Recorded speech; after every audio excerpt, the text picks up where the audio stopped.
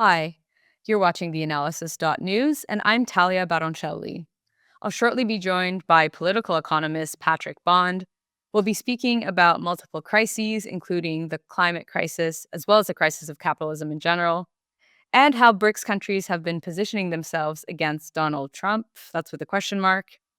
If you'd like to support the work that we do, you can go to our website, theanalysis.news, hit the donate button at the top right corner of the screen, and make sure you're on our mailing list. That way, all of our content gets sent straight to your inbox. If you'd like to watch us on YouTube, you can go to the analysis-news, hit the bell to get all the notifications, or listen to us on podcast streaming services such as Spotify or Apple. All right, let's get into it with Patrick Bond.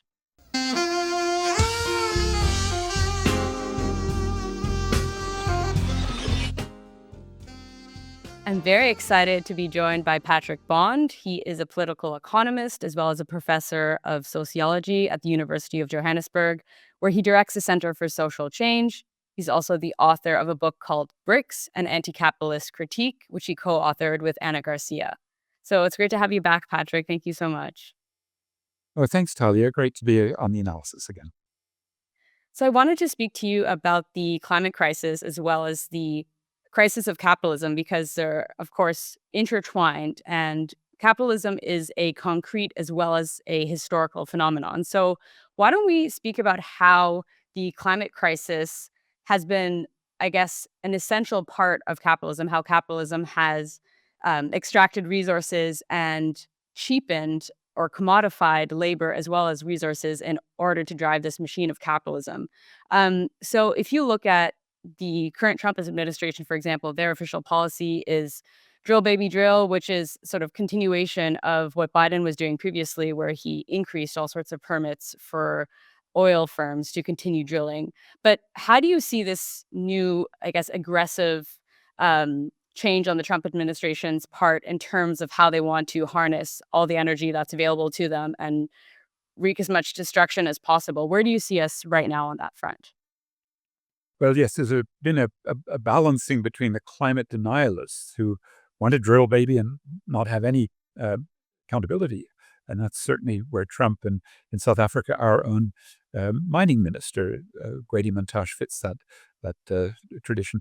And then you've got the ecological modernization wing of capitalism that wants to use markets and capitalist technology and turn a profit from addressing the climate catastrophe.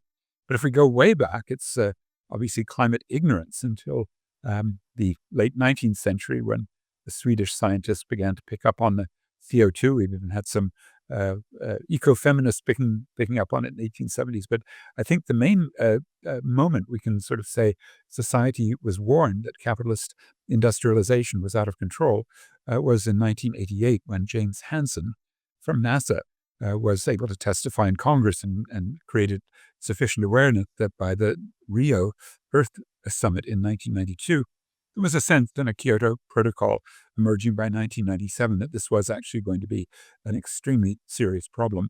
One that in the 1980s, 1987, was paralleled in Montreal by an awareness of the chlorofluorocarbons, the chemicals that could make the ozone hole grow.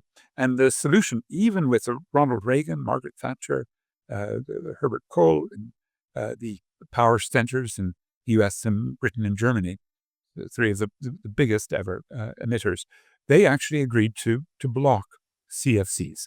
And the CFCs then were phased out by 1996. And at the moment, that solution seems to be holding as the ozone hole has stopped growing, is beginning to recover. And it's that huge difference between a micro problem of one chemical group, the CFCs and also HCFCs, on the one hand, but all of the greenhouse gases that are part of daily life.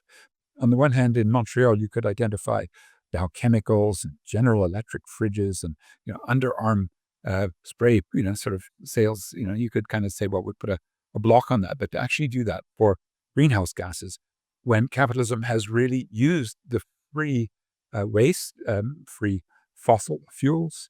In other words, there's been, as Karl Marx put it, a free gift of nature. And that, particularly where you've got huge concentrations in West Asia, the Middle East, in part, maybe the single biggest concentration in any state is Venezuela, very dirty oil there. and Canada has vast amounts of tar sands. And when you get that sort of hydrocarbon concentration from the CO2 having, let's say, begun to make everyone aware that you've got to cut emissions, now we've got this geopolitical debate, and it's lined up that after the awareness that capitalism has caused the problem and an externality that is something beyond the market mechanism. It's just something that happens that doesn't get priced into the goods. We don't have a polluter pays way to make sure that those who have emitted will actually owe a climate debt and recognize it and pay it. Instead, capitalism goes into different fractions of capital, and the ones that have elected Donald Trump are very, very carbon intensive.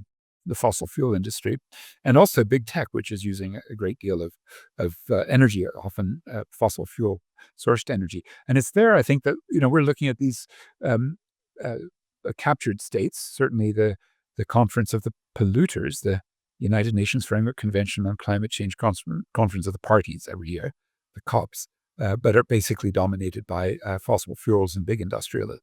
And so it's been impossible to do something that was hoped for in the early 90s at Rio, and then was planned for with the Kyoto Protocol. And the dilemma is also that ecological modernizationists thought that if they could sell the right to pollute, maybe I'll even call this the privatization of the air, then they could set up markets. And the most advanced is in Europe, the EU emissions trading scheme.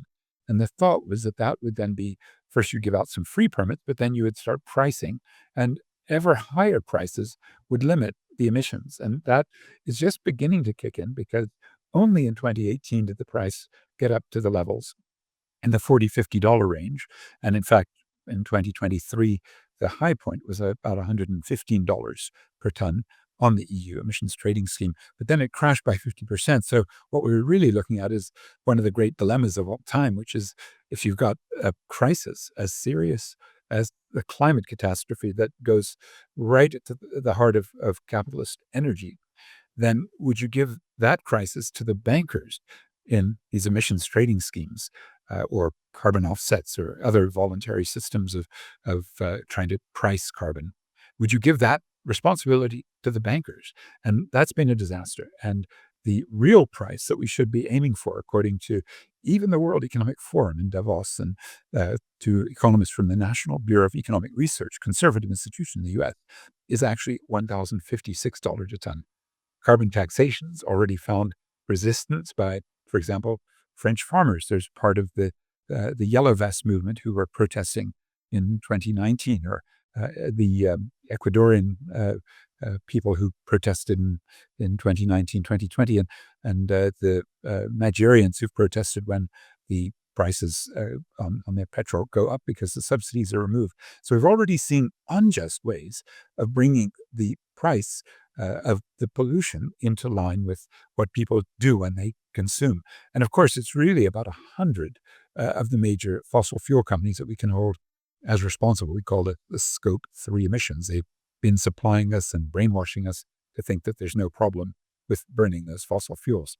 All in all, it's a mess that within capitalism, it appears impossible to sort out. We really should be talking, I think, everywhere about an eco-socialist, planned and just way to move towards some reconciliation of all the contradictions associated with the climate crisis. So you mentioned resource nationalism, and we'll definitely get into that. But I just wanted to pick up on something you mentioned about COP29. So at the COP29 meeting, a lot of the poorer and smaller nations which were in attendance were calling upon richer countries to pay a total of 1.3 trillion in climate financing. And what was agreed upon was actually slightly different. They agreed to 1.3 trillion by 2035, and this climate financing would be financed by private investors. So I'm wondering, does that mean that companies or private asset managers such as BlackRock are going to be the main drivers of this climate financing? And what does that actually mean for climate solutions? Yes, now climate finance can mean lots of things. And when it's a blended fund, you can throw in some subsidies and you toss in some private sector financing, whether these private funds or even commercial banks.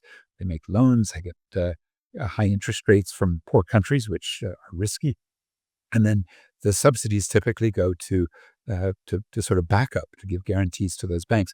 I'm thinking specifically of a just energy transition partnership, which in 2021 was launched in Glasgow and codified, South Africa being the pilot for it, with Senegal and a few other countries now joining that. And it's Western government, knowing that there's going to be this cry for financing, but still wanting to make money. How do they make money? Well, first, they don't lend in local currency, which would be appropriate because most of our climate-related costings to make our cities adapt and resilient and climate-proofed, or to pay for the loss and damage, or to mitigate and to try to, in South Africa's case, decarbonize our huge coal-fired power plant input. About 85% of the electricity I'm using in my laptop now come from coal. And to, in a sense, bribe countries to get off coal is actually very attractive, and it coincides with a climate justice principle that if you're a poorer country, the West, the historic emitters, and I would now add many of the BRICS, should actually be paying you to leave your fossil fuels underground. So the jet fee has an element of, but of course it's a carrot, but turns out to be a rotten carrot, and that rotten carrot means it's not based on grants; it's based on loans.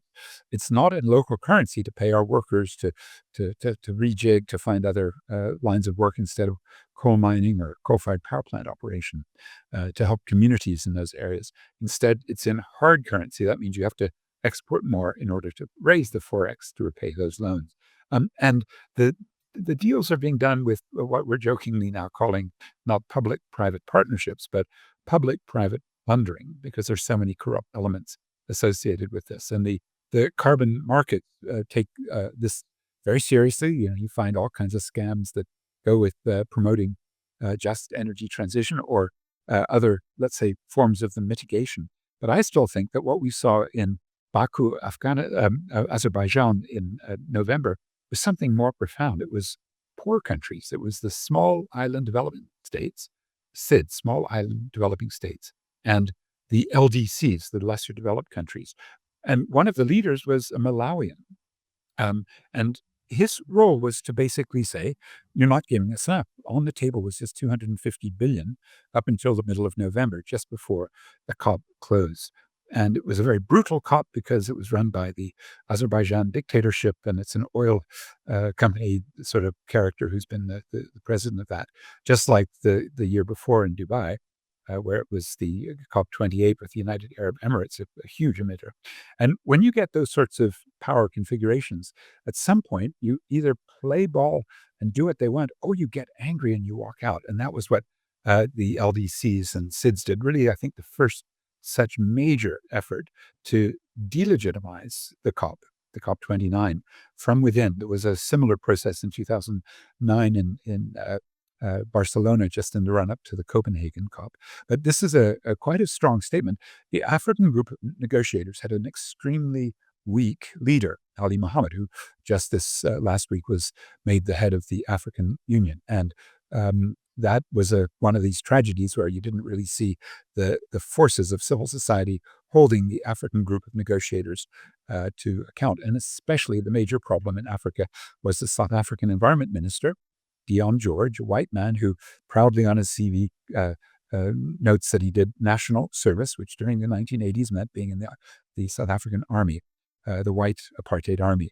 And then he became the representative for the center-right Democratic Alliance Party, representing the financial district, Sandton. And now he's the Government of National Unity Environment Minister, and he's been doing, actually co-chairing the mitigation committee, even though when he went to the COP, he admitted to journalists he didn't even know what COP stood for. He'd never heard of it. So he came in right at the very top level as a co-chair of the mitigation committee. Now that just gives you a quick sense of how we've been very weak with, particularly from South Africa, with white South Africans, especially as a technocrat in the Department of Environment and Forestry and Fisheries.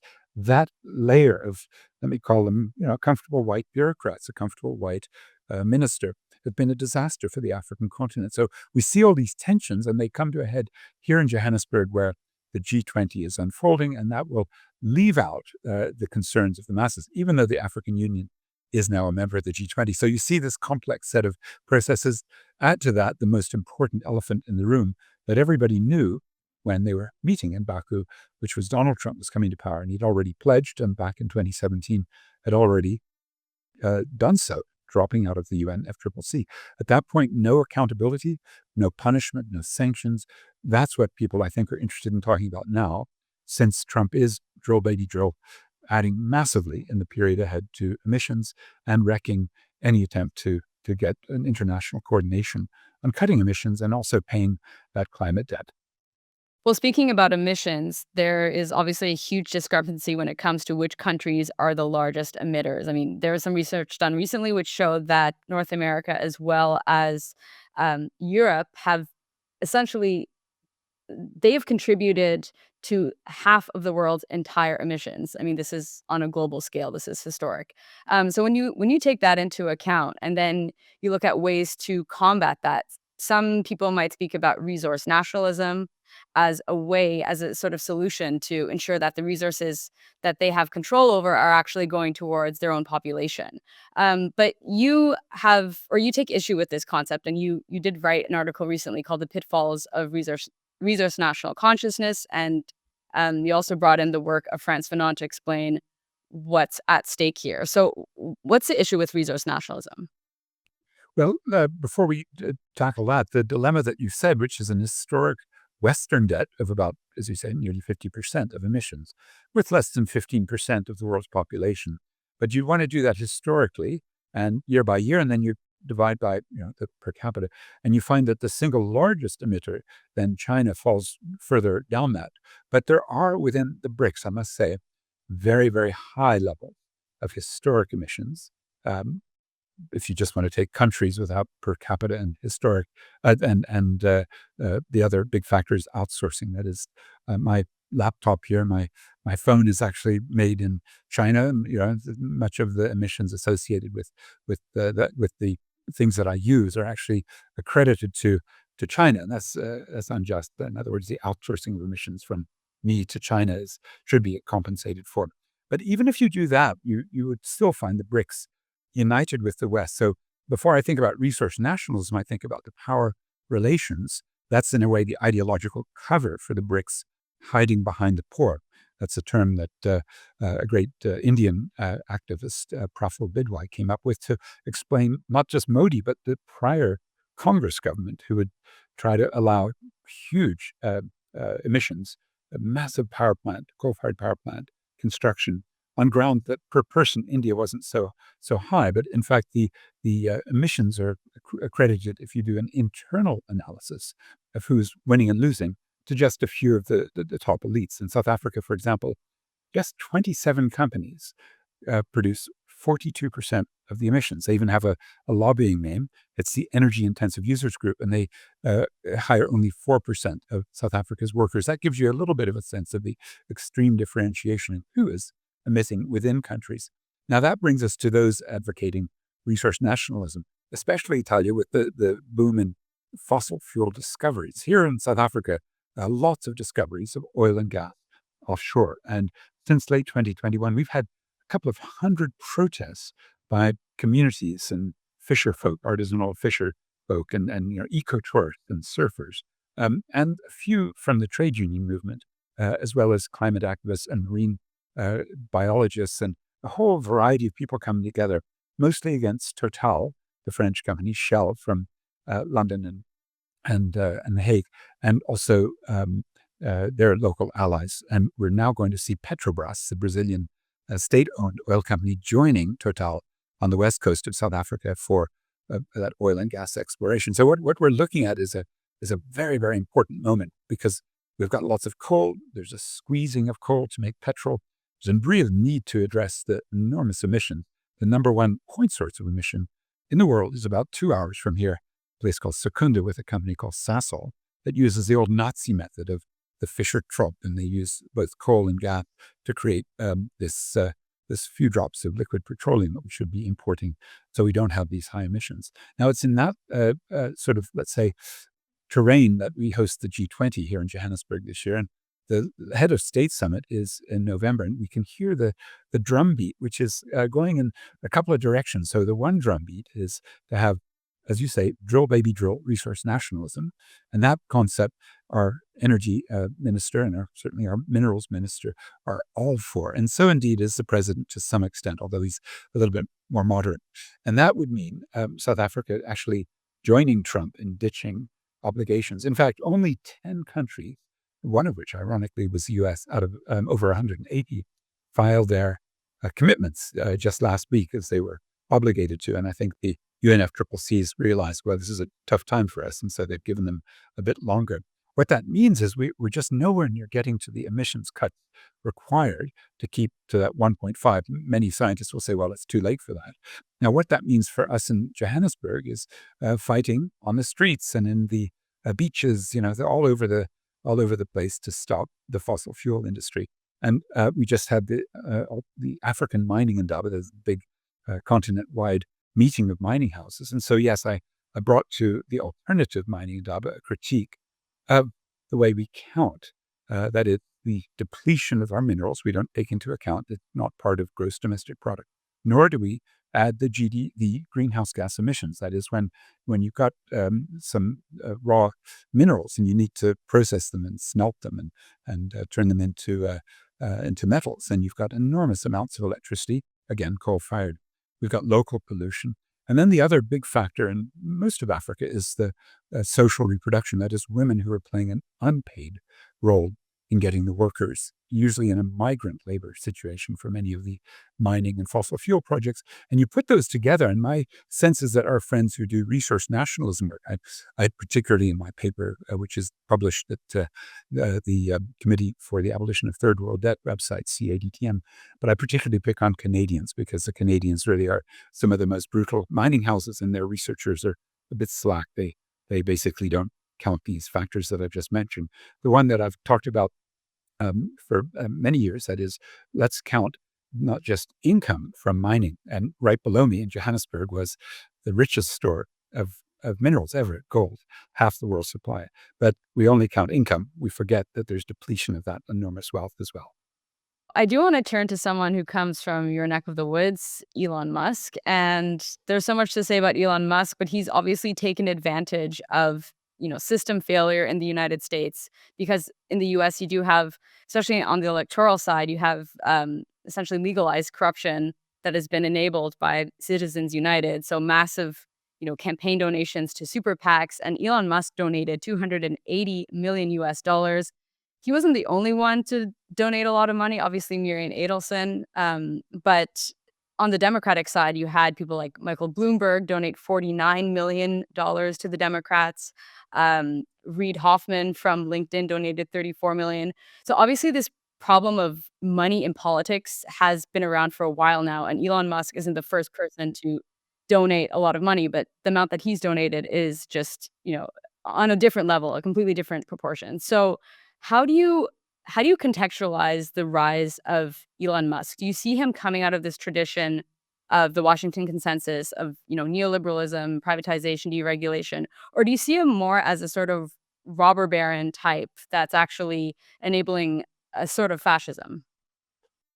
Yes, it's a combination. And I'd always apologize to tell you that here in Johannesburg, I've lived here since 1990 most of the time. And, we've given you a few nice, kind of outputs like Trevor Noah or the great young singer Tyler or Charlize Theron. But we also created for you a monster. And I just took a group of visiting students from the U.S. round to the high school, Bryanston High, this week, where he was trained, but actually trained in bullying and the training of young little white boys in the 1980s to run the apartheid system on the one hand, or to run corporate Johannesburg, considered even by PwC to be the most corrupt economic center, right, in the world, in their biannual economic crime and fraud surveys. That sort of training or social reproduction of little white boys here also generated a few others. You may know the name Peter Thiel, who's the financial backer of J.D. Vance, the vice president, or Pik Botha, former apartheid foreign minister's grandson, Roelof. There's another man, David Stark. Did they all go to Bryanston, the elite school? No, but they've come from that milieu. Even QAnon is reputedly traced to a Johannesburg suburb. So what we're getting from our dear city is the number one site of inequality in the world, the city in the most unequal country in the world, but also a reproduction system in which the elites here have systems, to train their children. And so that, in some ways, if you want to psychologize, helps to, as Simon Cooper did in a Financial Times piece, and Amy Goodman at Democracy Now! Have picked up this theme. Many have, that there's something here in the water that makes our beautiful little white, brilliant kids turn out to be some of the world's worst monsters. I can't tell you exactly how, because I then, lost track of him when he went to Canada. Then he turns up at the same university that I also did some 2 years of study at the Wharton School of Finance, where Musk got the end of his undergrad, as did Donald Trump. The same school also took the end of his undergrad education there. And there, I can tell you from my own experience in the period 83 to 85, they teach you the worst rules of the game of financial capitalism. Now, that brings us to where Trump and Musk have ideological overlap, certainly with a kind of anarchistic casino-type capitalism. And of course, Musk has organized exceptionally impressive engineering feats, but really the art he's played is gambling and investing and betting. And the bet he made on X.com, which we thought was a great disaster, $44 billion he spent, but he's made it back in the influencing that he's been able to do. I find Trump at his core, and with the MAGA, Make America Great Again constituency, more in Steve Bannon's ideological home. That is, let's call it paleo-conservatism, as they sometimes do.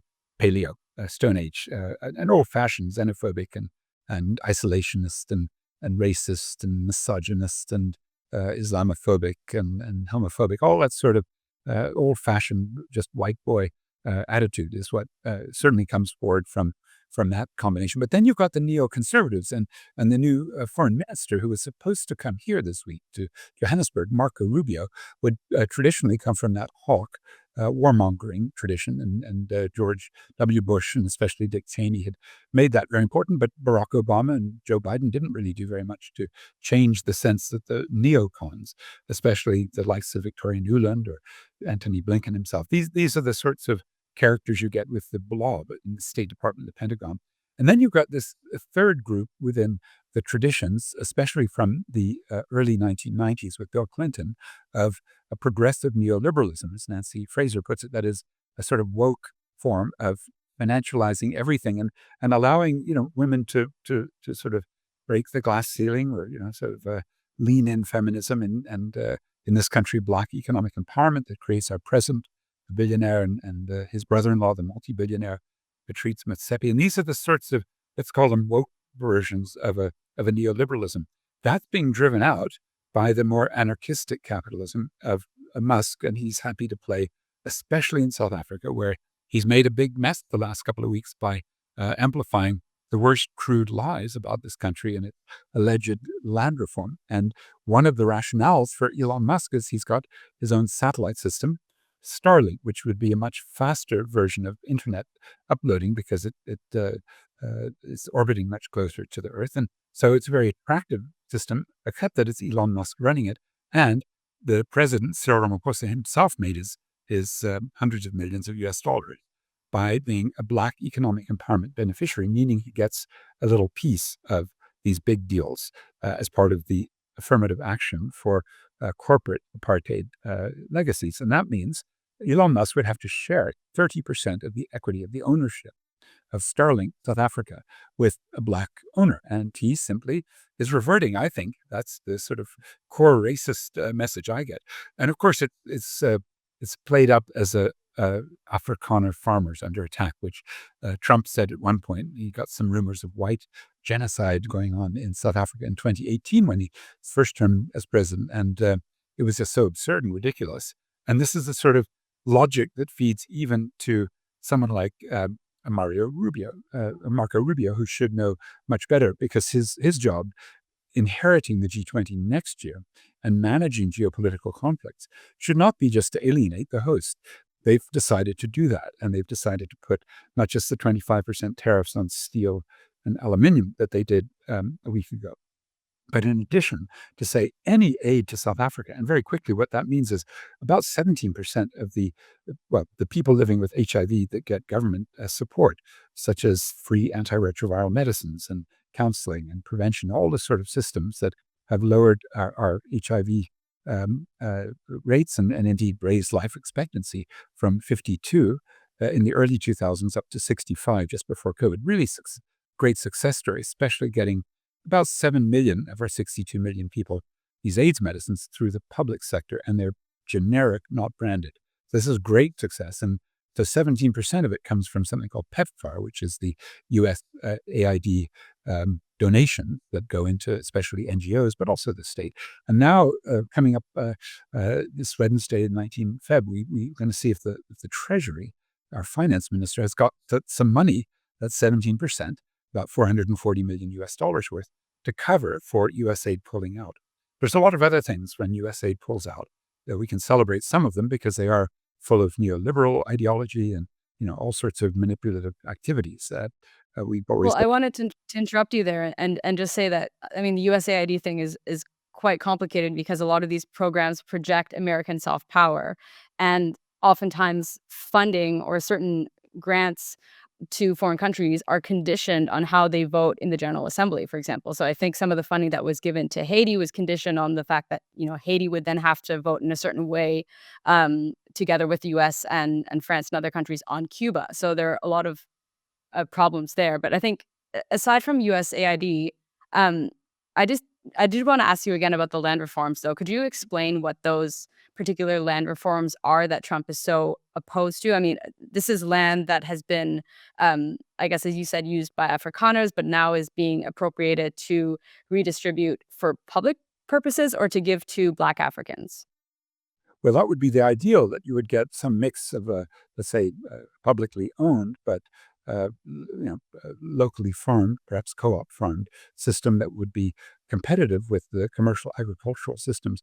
By the way, their USAID also was promoting a willing seller, willing buyer neoliberal agenda, and they do lots of policy investment. We've seen that, especially in urban housing and lots of urban land activities. And you're absolutely right, by the way, before we talk about rural land, to mention that USAID generally has this sort of, let's say, CIA 2.0 reputation, because CIA 1.0 was busted. It was revealed again and again that its investments, even in cultural work and in democracy movements, as they call them, all of these were with the U.S. foreign policy agenda firmly in mind. And even if Samantha Power had been running USAID the last 4 years, with her responsibility to protect was so biased. I mean, she had nothing to say about U.S. support for the genocide of Palestinians. So we began to talk about the need for R2P, responsibility to protect without Washington. And that's the sort of the reactions we've seen.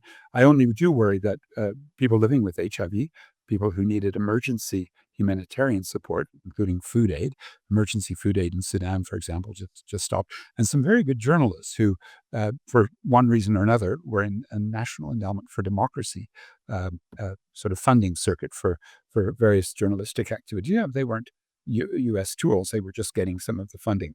So they're all going to be hurt. Although, sorry, on that front, though, that's also Stefano Marizzi has reported on this together with Ryan Grimm, that basically a lot of the funding sources that were funding the OCCRP, this journalistic outfit, a lot of that funding actually came from USAID, but it wasn't really that transparent. And I think there are some conditions tied to that funding, which means that these journalists have free reign to explore corruption worldwide, but that they wouldn't really focus on US-based corruption or anything that would expose corruption within the US and their allies. So again, there are always, I guess, certain ethical issues that are at stake when it comes to funding that comes from USAID and how that, again, projects American power worldwide.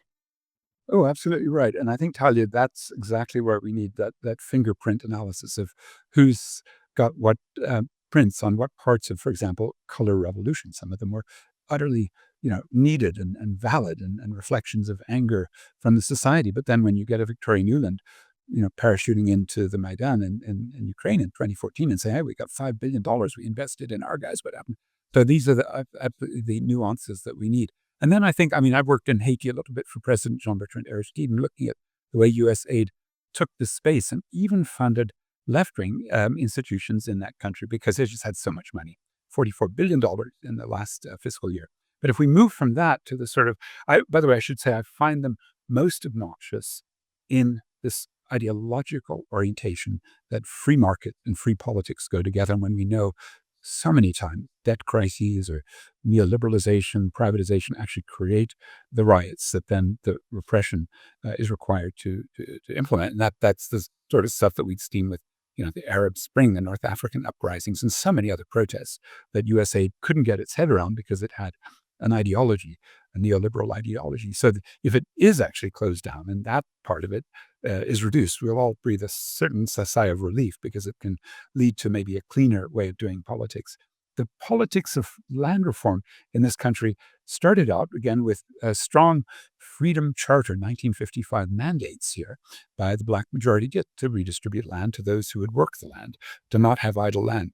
But capitalist farming markets leave lots of land idle and also have all sorts of distortions, kinds of subsidies like washer systems put in by the state for crony white Afrikaner farmers that were then stopped as neoliberalism was applied in the mid-90s. So we haven't had successful land reform because it was willing seller, willing buyer, and support mechanisms like marketing co-ops became privatized marketing schemes, really for the whites. So they retained apartheid in all sorts of ways in the countryside, leading up to, instead of having 30% land reform in the first 5 years, as was mandated, because about 5% of the land turns over each year in the market and should have been able to take away subsidies and do so in a way that allowed blacks to take that land and farm it profitably. But instead, we've only got about 10% after 31 years of freedom in this country. And that's because a willing seller, willing buyer was actually cooked up in the World Bank with the NGOs that were sort of colluding with them. And the land reform ministers haven't done anything to change that. We even have one now from the Pan-Africanist Congress. And so the expropriation bill that's been demanded to give the state more power to go in and take land, like you would with the rights of eminent domain. If you wanted to put a railroad line or a telegraph pole, as what happens in the U.S., well, there's the rights of eminent domain, and that's really all this expropriation bill amounts to. There's been absolutely no expropriation of rural land of white farmers on record. Even the agricultural societies will say so. And ironically, one of the main victims of the end of the Africa Growth and Opportunity Act that we anticipate, that's the trade deal that lowers the tariffs a bit for goods from Africa. And the main beneficiaries of big steel, aluminum, and car companies, petrochemical vineyards, and some citrus and other agricultural goods. But those agricultural goods would also probably be cut, and so would the large number of farm workers from these white-owned farms. What's the solution? Definitely to do the kind of land reform. We don't look at Zimbabwe as a success so much because there was so much cronyism and elite stealing of white rich people's farms by black rich politicians. And so there's not been a great success, except about 200,000 people have been resettled because there was a lot of other land that they could take. It hasn't been all that productive, but at least the levels of maize grown locally have returned to the pre-land reform days before about the year 2000, when the Jambanja, the chaotic land reform, began. But I do think that this is the terrain where we absolutely need to see a rural social movement organizing. And there is one network I'm always impressed with, the Rural Women's Assembly, who've always said and done. I mean, the big protest wave in 2014, 15 on our vineyards, on our farms, led by women, to get farm workers basically a doubling of their minimum wage, would be the sort of example we'd hope of that sort of rural mobilization. Donald Trump can't stand that, but I think he's really being fed misinformation. There's a small group of Afrikaner farmers who go to the U.S. and they connect to Tucker Carlson, and they connect into certainly Elon Musk, who amplifies these fibs about massive land reform or white farmer genocide and so forth. And all of these, to me, represent ways the Trump regime is telling the G20 host this year, South Africa, that it is breaking everything, including the legitimacy of a kind of multilateralism that the U.S. has always controlled, or if not, at least managed. The G20 going to Trump, to Marco Rubio, the foreign minister, next year. But now we're talking in this country, well, we need boycott, divestment, sanctions against Trump. That's from the second biggest trade union federation the South African Federation of Trade Unions. And there's even suggestions maybe that this week, Thursday, Friday, when the foreign ministers meet, they should discuss changing the name of this G20 to the G19. The reason that Marco Rubio said, well, I'm not coming because the three themes that Cyril Ramaphosa, the president here, had suggested, I mean, he's very good at talking left, walking right. The three themes are solidarity, equality, and sustainability. You think of three themes that would absolutely turn off the Trump regime. And indeed, I think it was the 5th of February, that's exactly what Marco Rubio said. He said, this is DEI and climate change. And he said, you're doing terrible things in South Africa. I'm not coming.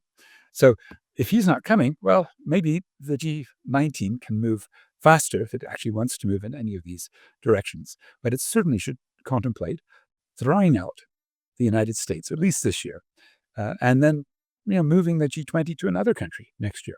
And then maybe questioning, should the United Nations even be in the United States, in Manhattan? Maybe we should propose Nairobi, which, like Geneva and Vienna, have a certain UN sort of secondary city status to host the General Assembly and do away with that United Nations Security Council. There must be some moment where we isolate those three forces: paleo-conservatism, neoconservatism, neoliberalism, which is that toxic Washington brand right now, and say, well, maybe there would be Europeans. We know the Irish, the Spanish, the Norwegians have somewhat better positions on Israel and its genocide. We know that there are lots of groups, the Hague Group, which came together on January 31st, South Africa leading, but also Malaysia and Colombia, our neighbor here, Namibia, and Cuba, a few other countries, to say to the International Criminal Court, we'll back you if the U.S. puts sanctions on you. We think it's important in the Hague Group to be able to defend at least some semblance of an international rules-based order that is actually rules-based for societies and for justice, not just for multinational corporates. Thanks for watching part 1 of my conversation with political economist Patrick Bond. Make sure you keep your eye out for part 2. See you next time.